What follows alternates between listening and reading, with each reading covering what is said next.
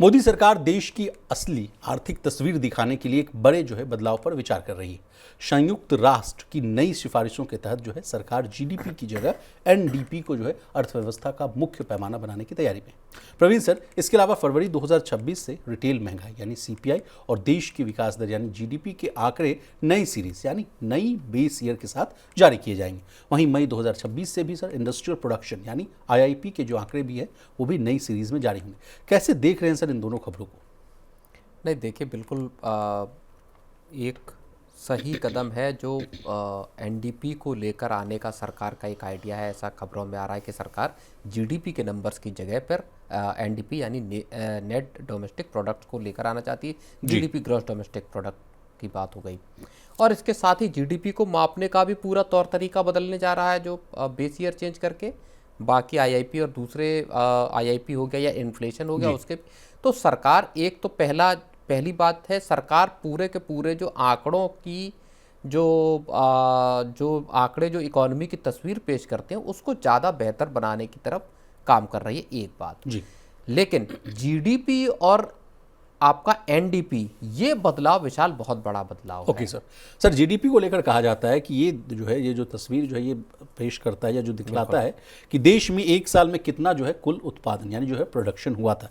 लेकिन इसमें एक पेंच है, कहा जाता है कि इसमें ये नहीं पता चलता कि मशीनें कितनी घिस गई मतलब मेरा तात्पर्य है कि डेप्रिशिएट कितनी हुई हैं, इमारतें सड़कें कितनी खराब हुई हैं, प्राकृतिक जो संसाधन है यानी जो नेचुरल रिसोर्सेज हमारे पास हैं जैसे कि जंगल हो गए, खनिज हो गए, पानी हो गए, ये कितने खत्म होते हुए नजर आ रहे हैं, कितने डिप्लीट होते हुए नजर आ रहे हैं। लेकिन एनडीपी को लेकर कहा जा रहा है कि ये डेप्रिशिएशन यानी जो मशीनों वाला बात मैंने आपको बताया प्राकृतिक जो संसाधन की जो कमी वाली बात है उसको लाता हुआ दिखेगा, और इससे कहा जा रहा है कि ज़्यादा सच्चा और जो बेहतर पैमाना है वो सामने आकर दिखता हुआ नजर आएगा। इसी के साथ मैं आपसे एक और प्रश्न पूछना चाहूँगा। तमाम जो मैं इकोनॉमिस्ट से चर्चा करता था सर, चाहे एमपीसी के दौरान चर्चा करूँ, तो एक न एक जो बात सामने आती थी कि विशाल जो इंडिकेटर्स हैं नापने का जो तरीका है, कई बार हम लोगों ने मनी सेंट्रल में भी इस बात को डिकोड करने की कोशिश की है कि लोग कहते हैं कि महंगाई का जो आंकड़ा आया है ये मुझे नहीं लगता कि धरातल पर ये सही है। कई लोग ये भी कहते हुए नजर आते हैं कि जो सीपीआई का और तमाम जो जीडीपी का जो नंबर्स आ रहे हैं इनको लेकर भी कुछ हल्की फुल्की नाखुशी रहती है।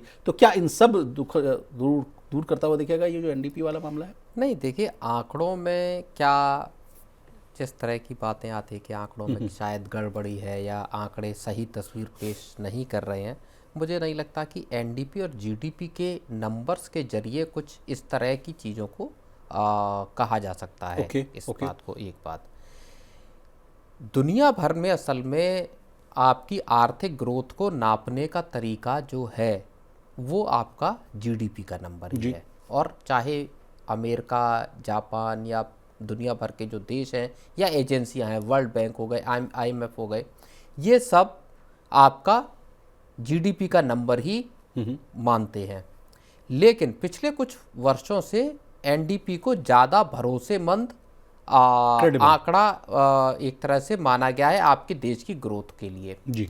उसकी वजह यह है कि ये उस वास्तविक तस्वीर को पेश करता है जो आपकी इकोनॉमी में वास्तव में चल रही है।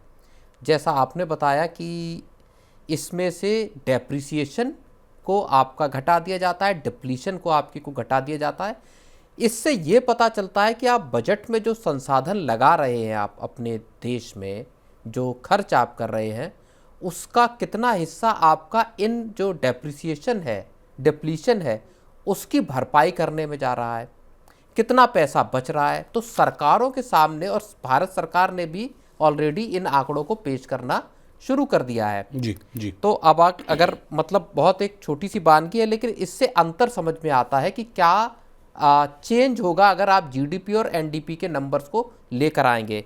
मसलन FY25 का अगर हम आंकड़ा देखें तो जो डेप्रिसिएशन था वो तकरीबन 37 लाख करोड़ रुपए का था।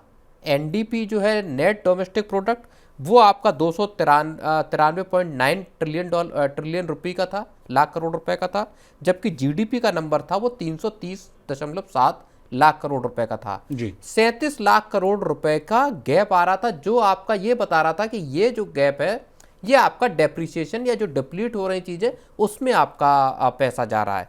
इसी तरह FY24 का अगर हम आंकड़ा देखेंगे तो तकरीबन 33 ट्रिलियन रुपये का यानी 33 लाख करोड़ रुपए का आंकड़ा यहाँ पे जो है वो गैप दिखाई देता है एनडीपी और जीडीपी के नंबर में। 267 लाख करोड़ रुपए के आसपास आपका एनडीपी का नंबर था।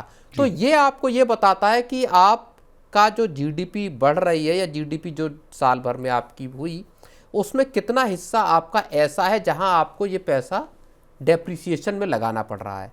और एक और बहुत बिल्कुल आसान तरीका इसका ये है जानने का, क्योंकि बहुत सारे दर्शकों को समझ में नहीं आता होगा कि क्या एनडीपी और क्या जीडीपी से, लेकिन इसका फर्क आपके जीवन पर भी साफ तौर पे दिखता है अगर सरकारें इसके मुताबिक काम करें। मसलन जैसे जब हम लोग शेयर मार्केट या बाकी चीज़ों की कंपनियों की बात करते हैं तो एक होता है एबिटा, एक होता है नेट प्रॉफिट जी। तो अब आप समझ लीजिए कि जीडीपी का नंबर जो है वो एबिटा है और एनडीपी का नंबर जो है वो नेट प्रॉफिट या पीएटी है। Profit after tax. बिल्कुल। एबिटा में आपका interest, tax, depreciation and amortisation ये सारा आ जाता है प्रॉफिट बिफोर।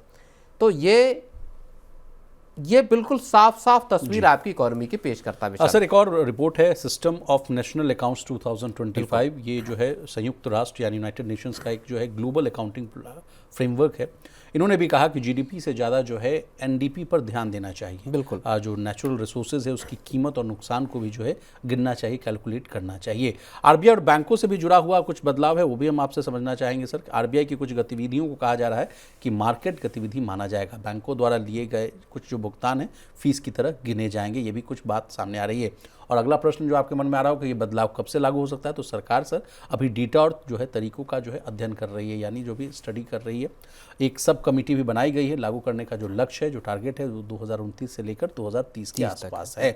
अब सर इस कहानी का जो दूसरा पक्ष है उस पर आते चाहेंगे, हम आपसे समझना चाहेंगे सर कि जिस तरह से जो नए बेस ईयर वाला जो कॉन्सेप्ट है, जो कहा जा रहा है कि जीडीपी और आईआईपी के लिए जो है 2022-23 कर दिया गया, सीपीआई यानी जो महंगाई है वो अब 2024 के आधार पर तय होगा। अभी जो है ये आंकड़े जो है 2011-12 के आधार पर लिए जाते थे, जो काफ़ी पुराने माने जाते थे। क्यों ज़रूरत आन पड़ी सर सरकार को कि इस बेस ईयर को जो है चेंज करें? नहीं, देखिए बहुत सारी चीज़ें चेंज हुई हैं और जो आपका इन्फ्लेशन का भी नंबर है उसमें भी सरकार बहुत सारे चेंजेस को करके लेकर आना चाहती है ताकि महंगाई की हो चाहे जीडीपी को सही तस्वीर। असल मसला आंकड़ों को सही लेकर सामने आने का है। पुराने तरीके, ऑब्सोलीट तरीके जो जिनका अब ज़्यादा उपयोग नहीं है, जैसे देश में डिजिटल इकोनॉमी हो गई है, इकोनॉमी का स्वरूप बदला है, वो सब चीज़ें क्या आपकी जीडीपी कैप्चर कर पा रही है?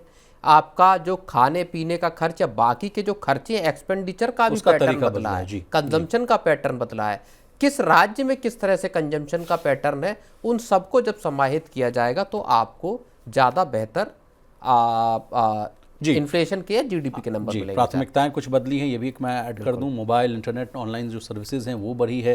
इसके अलावा शिक्षा, स्वास्थ्य और मनोरंजन पर जो खर्च है, एंटरटेनमेंट पर, वो बढ़ता हुआ दिख रहा है। इसलिए कहा जा रहा है कि जो है बेस ईयर बदलने की ज़रूरत पड़ी थी।